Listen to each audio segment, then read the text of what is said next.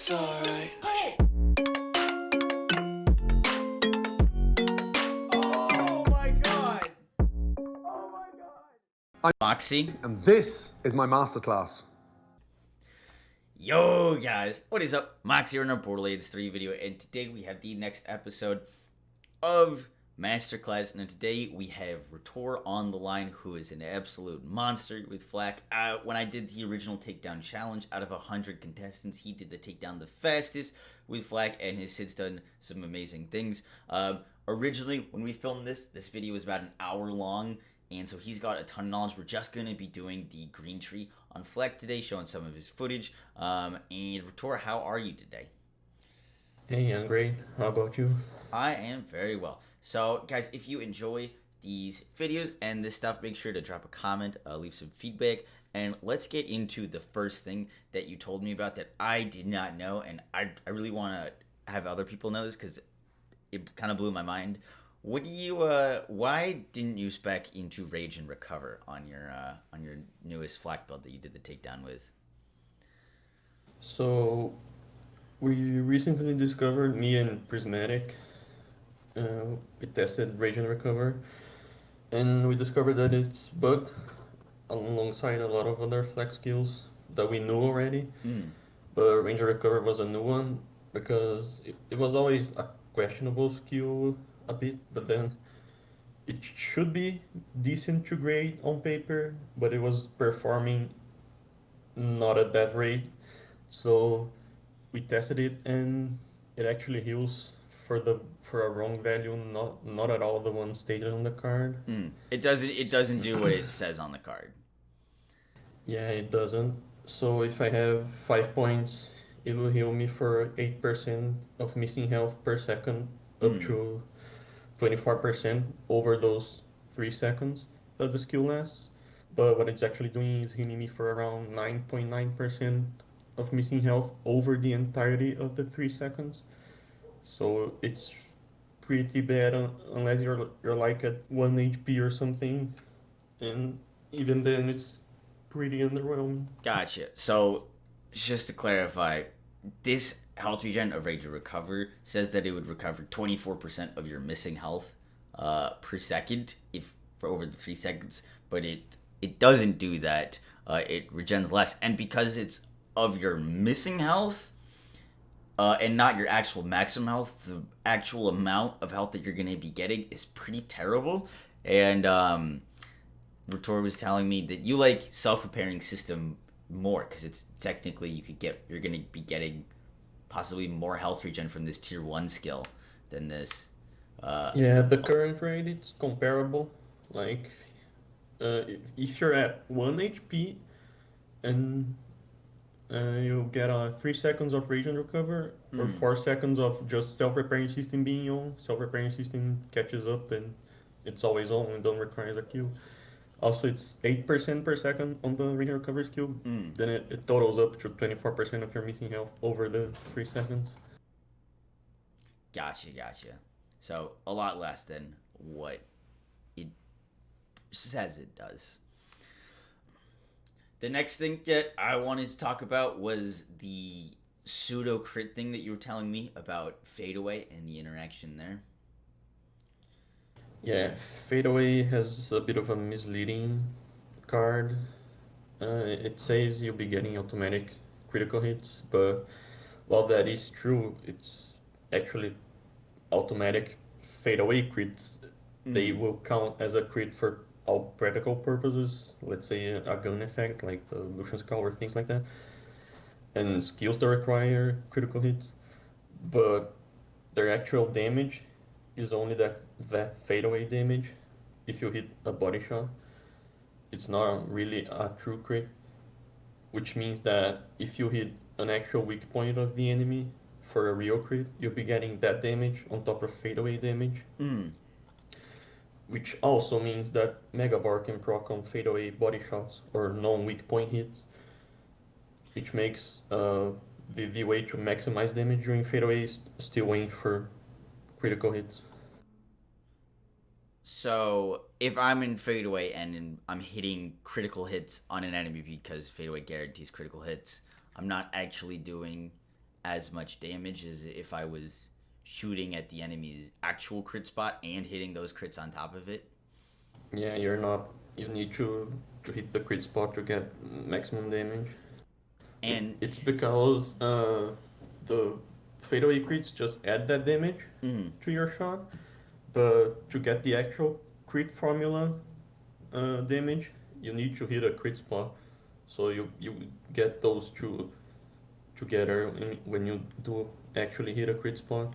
Fadeaway itself, it is part of the crit formula, which makes it a bit of a diminishing return situation with actual crits, but you still get way more damage overall by aiming for critical hits, so it's very much worth it. Gotcha. And sometimes I'm confused about. So fadeaway is going to give me plus 200% critical hit damage, but Gorillas in the Mist is going to reduce that, but I get unlimited shots, but I'm going to only be doing 25% critical hit damage. When do you spec Gorillas in the Mist, and when do you go for just normal 3-shot fadeaway? So Gorillas had a lot of history with its nerfs at the beginning of the game's cycle, and people got really sad about it, about the whole situation. But I think in that case the Leave No Trace nerf was the biggest one.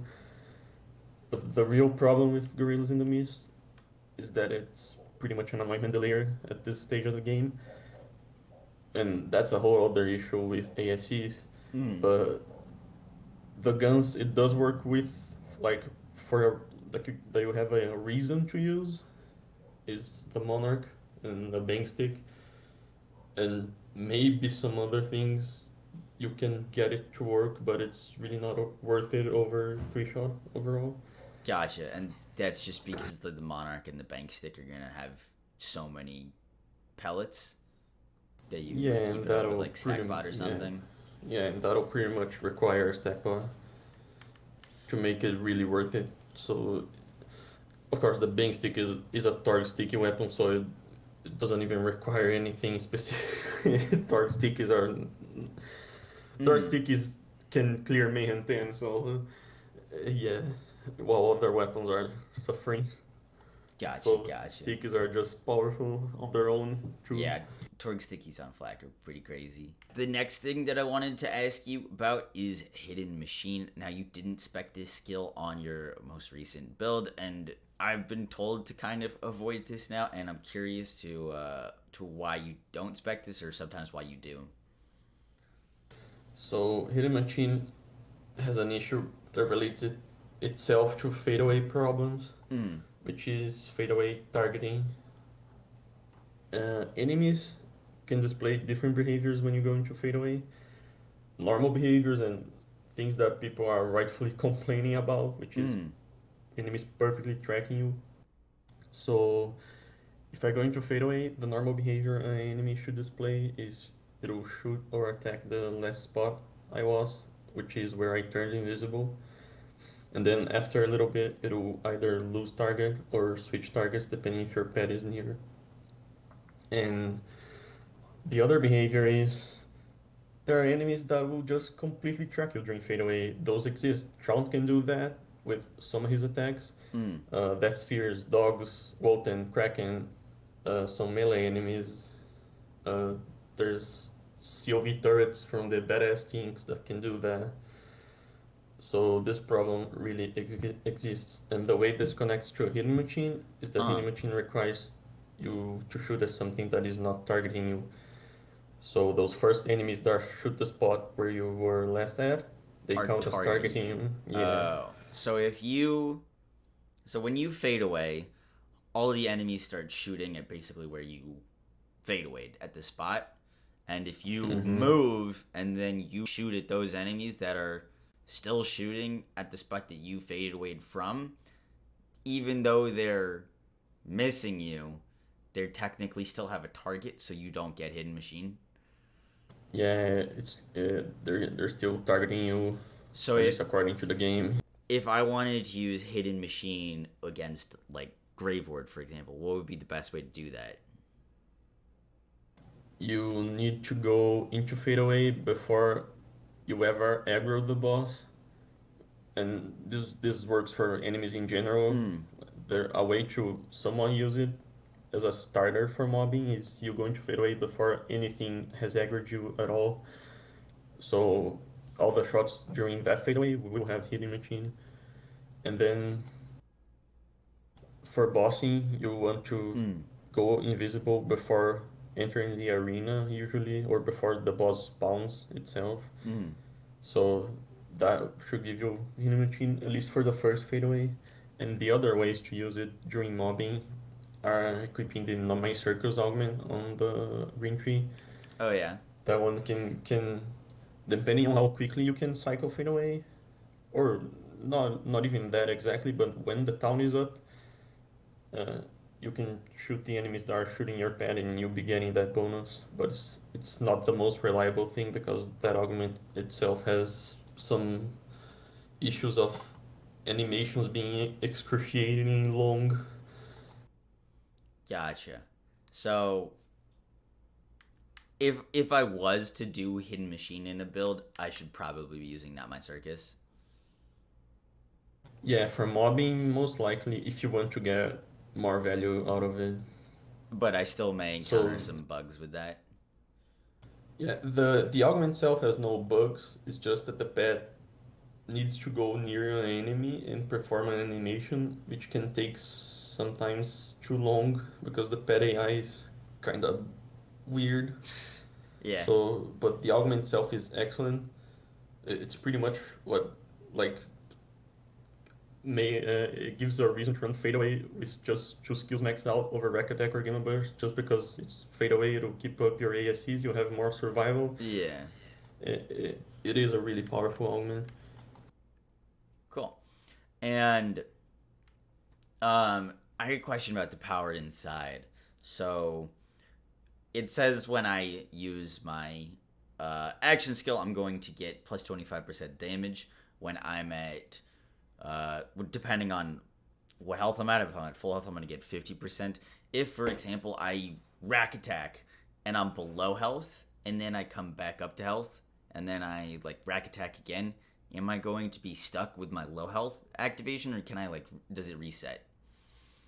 So when you use the action skill, it'll check for your current HP. If it's at max, it'll give you the full bonus for 15 seconds. But each time you cast your action skill, it'll bring up a new instance of power inside, which will be in line with your current health. So if you want to maximize effectiveness, you usually want to know when you are at full HP and try to keep that power inside going as long as possible.